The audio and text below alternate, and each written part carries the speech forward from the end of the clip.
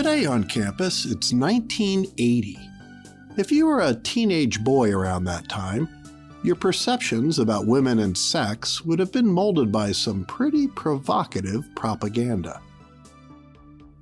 Iconic movies like Porky's and Animal House glorified the quest of losing your virginity and made college a mecca for this endeavor.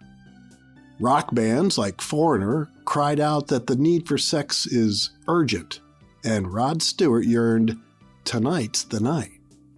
But it was a guy named Meatloaf who sang probably the most overt and famous rock song about going all the way, Paradise by the Dashboard Light, with Yankees announcer Phil Rizzuto literally doing the play-by-play of a young couple rounding all the bases. In today's episode, we meet Jeff York, a hapless 19-year-old who grew up in a town of 700, a Mayberry as he puts it, with few prospects. But his venture to college in Chicago changed all that, when one fateful night he hits a formidable bump, head on. Marilyn Chambers, the most famous porn star on Earth. Stay tuned for this steamy coming-of-age story. These are the actual events that unfolded for an innocent college nerd and the lesson learned from his happy ending. Some things are worth waiting for.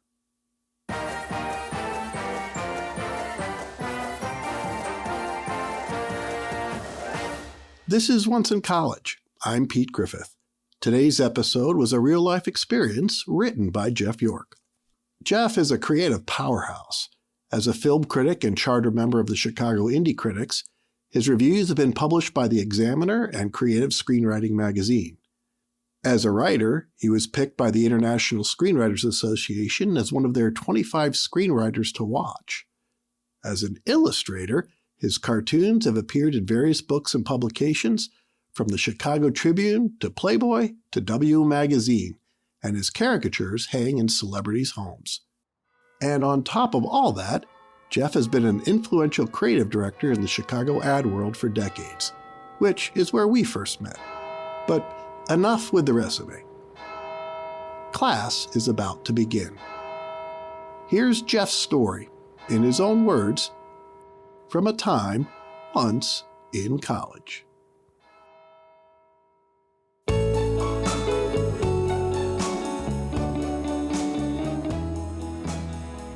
Like many who entered college still a virgin, losing my innocence became a preoccupying thought.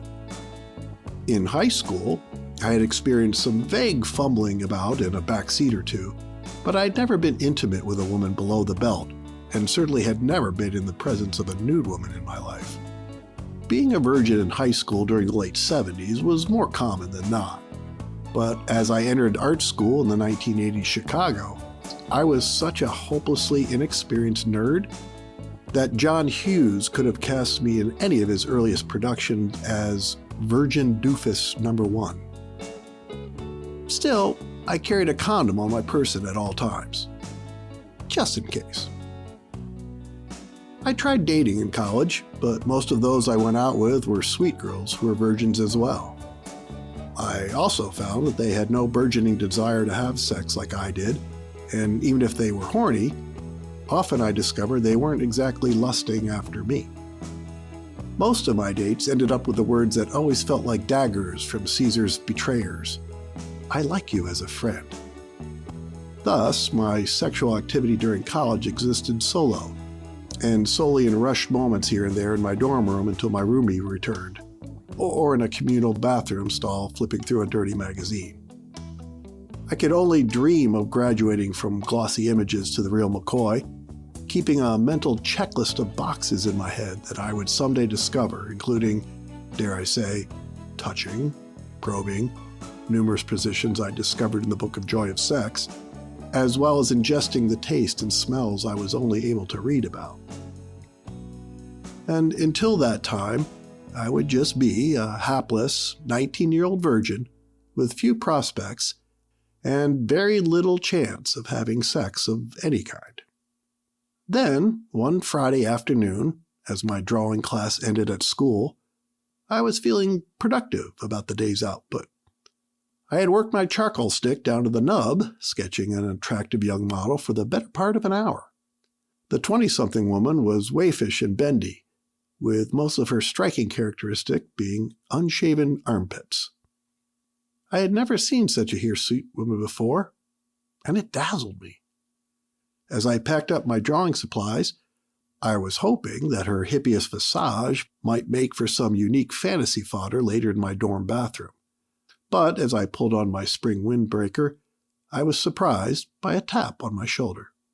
It was Penny, my bohemian 30-something classmate, and she was grinning at me like a Cheshire cat. "Hey, Jeffy, want to go see a porno?" She called me Jeffy in some sort of a younger brother affectation, as she was at least a decade older than me. Penny had come back to school to become an illustrator, and we became fast friends with a mutual love for film and movie poster illustrator Richard Amsel. But we were just friends, platonic friends. Penny was not in my consideration set, and she had a schoolmarm vibe about her anyway, with her granny glasses and bund-up hair. She felt out of reach, out of my league, and, well, old. Thus, her sexual proposal truly threw me off guard. A porno? Like at the CineStage? I gulped. Geez, I hear that place is awful. I had never been to the Loop's most famous porn house, but I heard patrons there would be wise to don orkin suits upon entering such a scuzz palace. The CineStage was less wank station and more like a filthy house of horrors. Classmates of mine told of the theater's suffocating stench of urine, watching drunkards vomit in the lobby, and seeing rats chase up the aisles. It was a place I wouldn't go even if I was promised a BJ there by a potential date. And that was one of my fantasies at the time, a significant entry on my sexual hopes and dreams checklist. The CineStage, incidentally, was owned by legendary actress Liz Taylor at the time after her husband Mike Todd had died in a famous plane crash. Todd left her his namesake theater next door as well, a grindhouse that gave the two cinemas a 1-2 punch of luridness. All this was rolling around my head as I was trying to figure out how to tell Penny, no thanks, in a kind way. Which was significant, as there seemed the possibility that this older woman in my midst could perhaps be my Mrs. Robinson. It turned out that Penny was quite savvy about porn, despite confessing to me that she had never seen one. She had done her research and discovered that the Admiral Theater on the west side was the place to go. It was clean, well-appointed, and served as both a strip club and adult cinema. Heck, it even had its own gift shop and in-house X-rated video store. "I really want to go," Penny all but chirped. "And you, Jeffy, can be my date, or at least my chaperone." Then she laughed heartily, and I wasn't sure if her chuckle was at the thought of me being cast as her romantic lead or that knight in shining armor. Nevertheless, I was game. So we hopped on the L to ride across town, and when we sat in the train car, Penny informed me that the Admiral was featuring Marilyn Chambers that night. Chambers just happened to be the biggest porn star in the world at the time, one I had even heard of. The Admiral was to show Marilyn's movie Insatiable, followed by her doing a striptease, holding a Q&A, and then signing autographs for fans in the lobby. "Sounds like fun, doesn't it?" she asked, poking me in the ribs. "Sure," I smiled, unsure if she was viewing this excursion as some sort of foreplay leading up to her taking my virginity. We arrived at the L stop closest to the Admiral, and as we departed the train, I quickly checked my wallet to see if my condom was still intact. Indeed, it looked good, and I marched forth to my fate, whatever it was to be that evening. My heart was racing, awash in both fear and fantasy. Along the way, we passed a newsstand, and I happened to notice the name Marilyn Chambers on the cover of a club nudie magazine. "Hey, look!" I exclaimed. Before I could even think about purchasing it, Penny had shoved a $10 bill in my hand. "We'll get her to sign it!" she all but shouted. As we walked the remaining blocks to the theater, I noticed that the cover promised a 10-page spread of Marilyn, including a fold-out centerfold. This was a sign, I remember thinking. Tonight was destiny. As we arrived at the Admiral, I rolled up the magazine and stashed it under my arm, not wanting to come off too much like a skeevy perv. Little did I realize that the term skeevy perv would turn out to almost be a compliment. Compared to most of the hopelessly scuzzy guys in attendance that evening, I was Richie Cunningham. The theater may have been a grade above the typical rotting X-rated movie house, but the clientele there certainly was not A-list at all. The ruddy-faced businessmen, the smelly drunks, and the city-old deviants made me feel unsafe, but my better angels prevailed. I found my courage and even pulled Penny in close to me, more protective than affectionate. She was the only woman in sight, but that didn't seem to deter her. In fact, it only jazzed her more. "You think we'll see any of these creeps beating their bishop?" she whispered to me. God, I hope not. Upon our entrance to the theater section, the movie Insatiable was already playing. On the screen, Marilyn was in the middle of a fantasy sequence where she had sex with a man, then a woman, and then the three of them all together. Finally, after numerous orgasms, proving why she was such a star, the equally notorious actor John C. Holmes entered the scene. His appendage swayed back and forth like Lee Marvin on his drunk horse in Cat Ballou. But Marilyn welcomed John in all kinds of ways, both titillating and shocking to Penny and me. I couldn't help but notice Penny's breathing was getting heavier, but in the dark, I couldn't determine if she was wheezing with lust or laughter. Finally, after the climax of the scene, Marilyn turned to the camera and begged for more. The shot froze on her pleading face. The credits rolled, and the film was over. Shortly thereafter, the lights came up as Penny quickly scanned to see if any of the raincoat crowd were exposed, and seemed disappointed that they were so well behaved. Then an MC in a burgundy suit, wearing several neck chains, walked onto the stage in front of the now blank screen. A garish spotlight hit him, and the light exposed the shiny pate beneath his fuzzed-about comb-over. "So, fellas," he bellowed in the mic, "ready to see Marilyn?" Everyone whooped and hollered, and rather quickly, Marilyn entered the room. She made her way to the stage surrounded by a rapturous applause, dressed in little more than a see-through half-nightie, heels, and a diamond-encrusted ring. The ring was not on her finger, but just below the Dorito-shaped foliage sitting above her you-know-what. "You see that?" Penny exclaimed, and I shook my head that indeed I had. As I tried to comprehend why someone would want to pierce such a sensitive area, I wondered if my checklist was perhaps too provincial. The MC made some small talk with Marilyn, who seemed very demure and polite. But then some rock music started up, she disrobed and started dancing.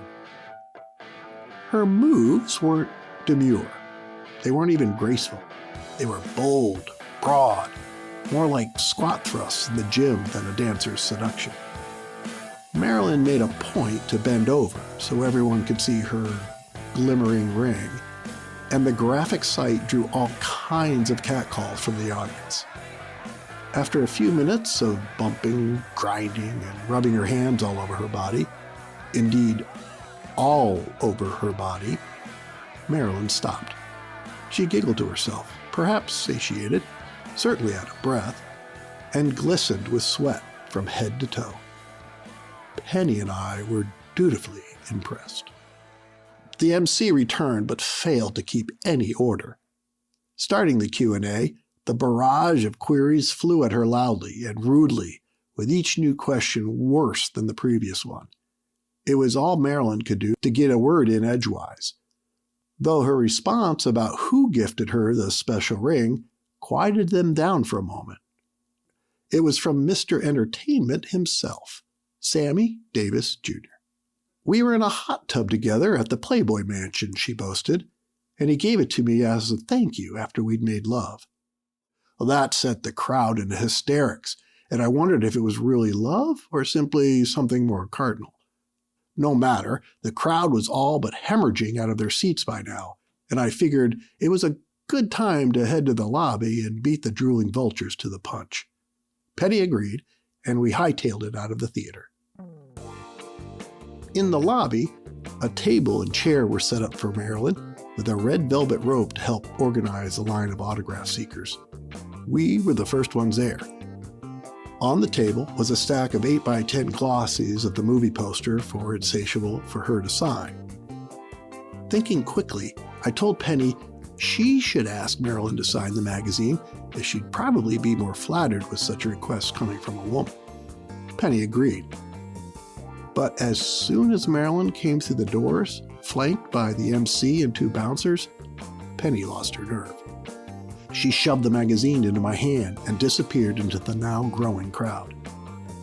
As I stood, number one in line, a brood of drooling men quickly lined up behind me. "Get here first, take it," one of them teased. "Don't bust your nut on her." He may have been crude, but he was exactly right. I was very worried about that, especially because I was wearing khakis.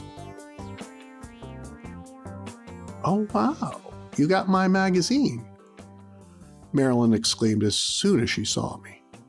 She was so impressed, she planted a big smooch on my cheek. She was so close to me, her sweat was dripping sweat on my windbreaker. The 5'7" actress stood next to me completely, irrevocably nude, with her nightie tossed aside on the chair next to her. In fact, Marilyn was so close to me, I could feel the heat from her lower region billowing around my hand at my side. I could also smell her musky essence. It was unbelievable. Damn, this is what sex smells like, I thought to myself. For a moment, I entertained the fantasy of her whispering a hotel room number in my ear, potentially turning my loss of innocence tale into one epic story. Then Marilyn asked me my name and instructed me to bend over. Holy crap! That got me excited, and the guys behind me worked up as well.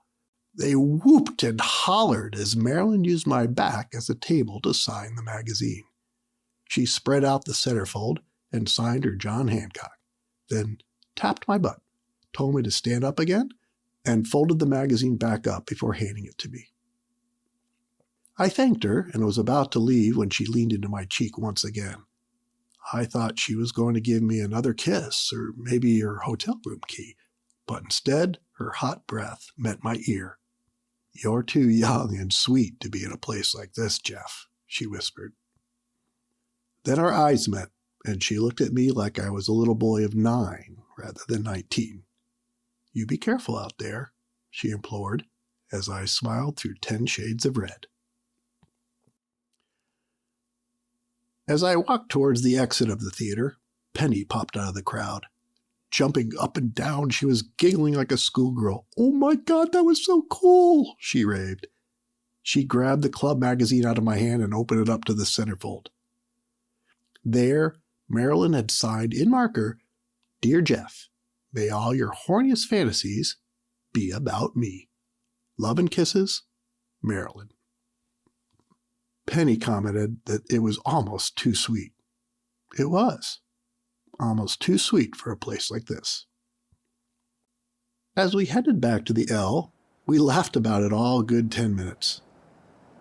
But then, in the train car, we grew silent, both tired and probably a bit flummoxed by the experience. I don't know if Penny was turned on or turned off by the events, but she made no further allusions or double entendres of a potential tryst with me. If anything, she was almost reticent, or maybe just exhausted. Nevertheless, when we looked at each other and smiled, I could see that she was not thinking of me as a romantic lead one iota. I was just her friend and a classmate.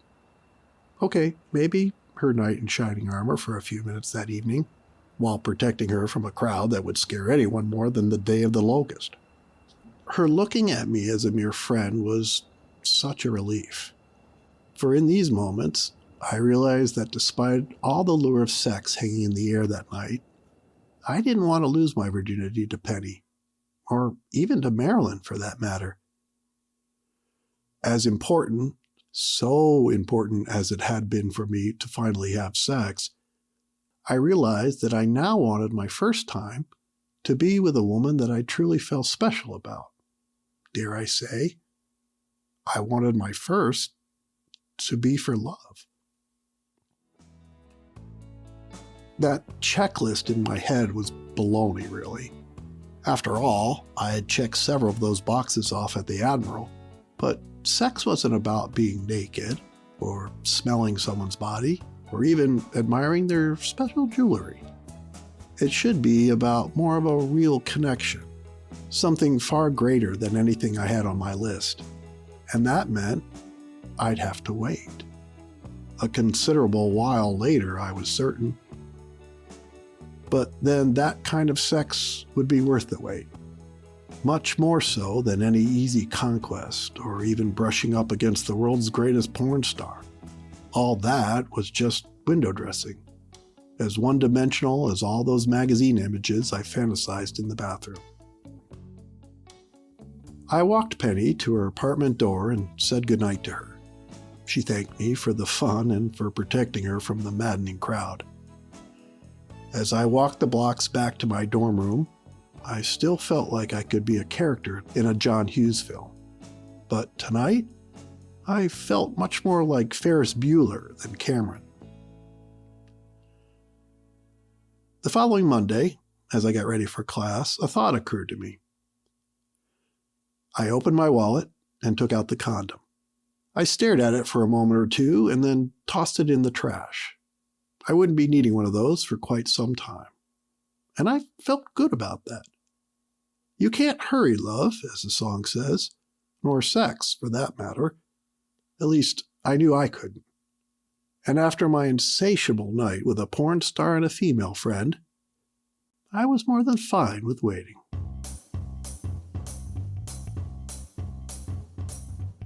Today's episode was produced by Rob Wallace and myself.